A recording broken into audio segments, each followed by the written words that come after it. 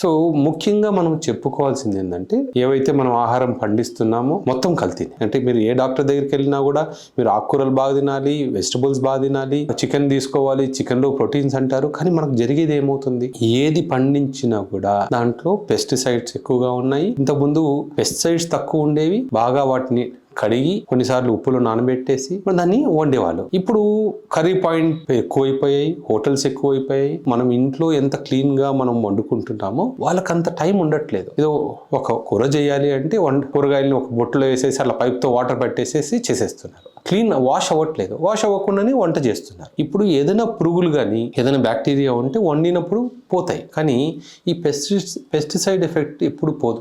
మనం వండినా కూడా అది ఫుడ్ లో అలాగనే ఉండిపోతుంది. ఆటోమేటిక్ గా మన మగవాళ్ళలో ఉన్న ఎంజైమ్స్ అంటే హార్మోన్స్ అబ్నార్మల్ అయిపోతాయి, ఈస్ట్రోజన్ హార్మోన్ పెరిగిపోతుంది. ఇవన్నీ మనము కోరి తెచ్చుకున్నవి. ఇది మేజర్ ప్రాబ్లం.